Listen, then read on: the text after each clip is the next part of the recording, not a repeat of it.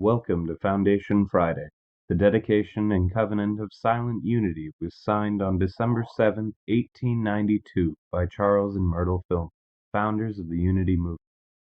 It is unlikely when they signed this covenant that they had any idea how far-reaching unity would be as it evolved into the church we know and love today.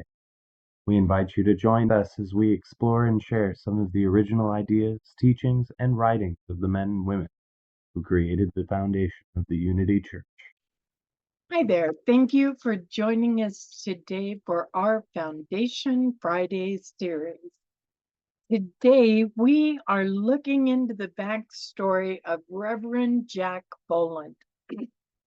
Now, Reverend Boland came to my attention because he did a lot of work on comparing Alcoholics Anonymous and the recovery process with unity beliefs and policies and structure. He did some really amazing work. And if you're interested in finding out about that work or the material I am sharing with you today, this is all available to you for free at truthunity.net, one of my very favorite resources. If you aren't familiar with it, I hope you'll look it up and bookmark it, truthunity.net. So this is in memorial of Jack Boland, and this article was written by Glenn Mosley. I've got another article on him that I will share with you. I hope you enjoy it. A memoriam is not written nor a memorial service conducted because someone died, but it's because someone lived. Jack Boland lived to the fullest extent his body would allow, right up to March 4th, 1992. The first memorial service for Jack was conducted by the first person who spoke of him after his death, while remembering his life. The first public memorial service was conducted by Michael Murphy on Sunday, March 8th, 1992, just 4 days after he died. I will have participated with Michael and others in the second public service on Sunday, April 26th, by the time you read this. For an accounting of the last service, a kind of funeral service, in which Jack himself participated, see the Detroit Free Press reprint article written by Dr. Sonja Friedman in the April 22nd issue of the Minister's Letter. I've got that for you, and I'll read that. It's pretty good. The last written memoriam or memorial service will happen when the last person who remembers Jack does so in a way that all others may read or hear. Many will write their own rememberings. These are some of mine of the closing days and some of the humorous things that Jack said. Jack completed and returned from a Hawaiian cruise to a hospital in Detroit, while I accompanied the second-year MEPs on their class trip in Texas.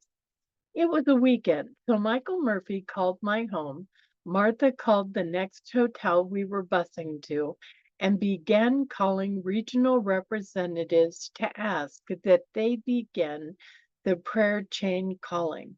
By the time those of us on the bus arrived at the next two churches, both of the ministers, early in their greeting of us, asked us all to join in prayer for Jack and the church of today. I had occasionally wondered whether the telephone prayer chain info chain, which we instituted about 4 years ago, worked, and this time it surely did. By the time I arrived home late Sunday night, there was a message from Jack asking me to come see him. I arrived at the hospital about 2 hours after he quit talking altogether on Monday afternoon. Others knew what his requests of me were, and they conveyed them. I spoke to Jack, and those present agreed The physical reactions, including turning his head to look at me and blinking his eyes, were confirmation that he knew me and understood me. I also spoke briefly of the couple days we shared in early January, 2 months previously. I stayed the rest of Monday evening in either Jack's room or the hospitality room with his family and friends. The stories began about some of Jack's last experiences and words before I arrived. Already tears and laughter were mixing.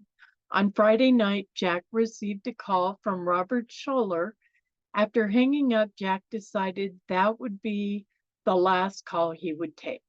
He seemed to settle in and said, "Okay, let's make this thing," meaning death, happen. He closed his eyes and began breathing heavily while some half dozed stood about his bed praying.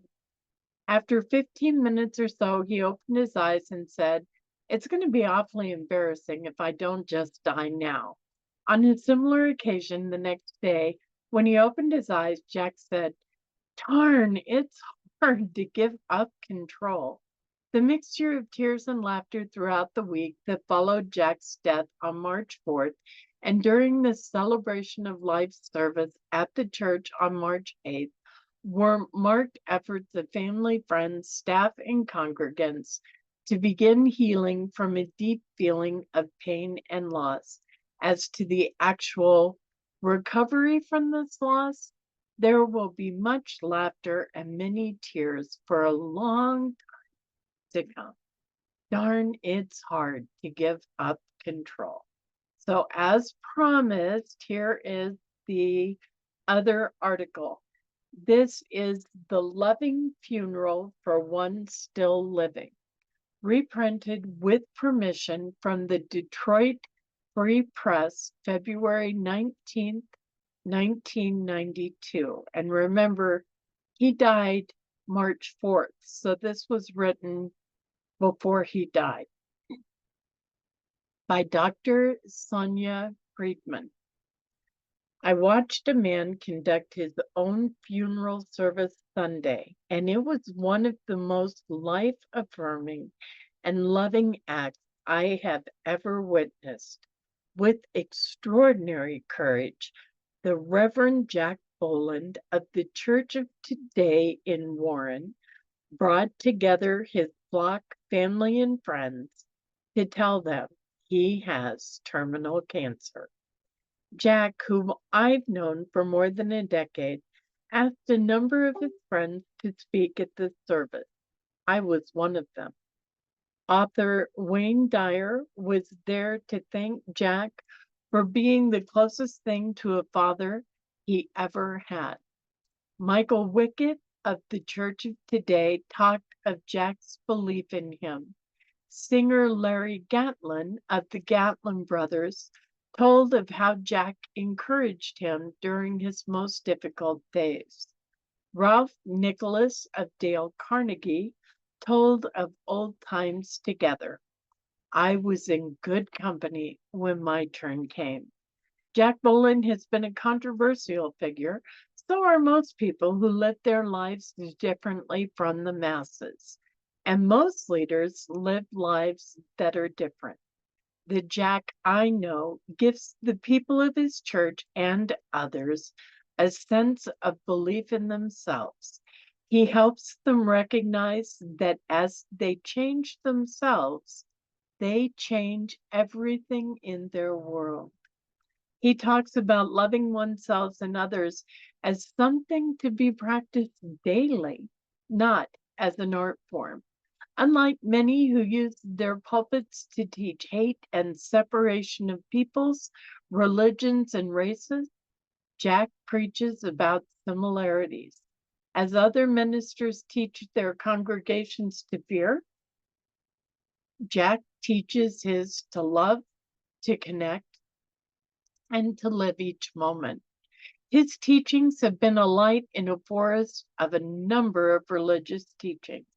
One of Jack's favorite authors is Shel Silverstein. My first acquaintance with Silverstein was when Jack read a passage of the Giving Tree at a service I attended. The multitudes Jack has touched, he is their giving tree. He has helped them to weather their storms, and he certainly was giving last Sunday as he looked out over the garden he cultivated, saw his flowers, and told them he loved and believed in them, and left them this church, which he built and led for so many years. Many of us will be with Jack Boland the rest of the days of his journey, but he will be with us all the days of our lives. I've never seen someone conduct his own funeral before. Jack gave us a new model of behavior. He had an opportunity to celebrate his life with him, instead of saying all these things and sharing all these feelings without his being there in his physical form to hear them. I wouldn't have missed it for the world. So that was Dr. Sonia's report on the funeral Jack did for himself. And honestly, I think that says an awful lot about who that man was. Thank you for joining us. Before we go, though, I do want you to know you matter. You are sacred. And you are so, so very loved. Namaste. Thank you for joining us, and let's stay connected and grow in spirit. We are on Facebook. Search for Unity Church of El Cajon and follow us and like our posts. You can reach us on YouTube at Unity Church of El Cajon. Please subscribe to our channel, watch our videos, and leave comments which can help us improve. We are on the web at unityofelcajon.org. Email or call our church office to receive our weekly newsletters, which lists all of our activities and opportunities to learn and grow together.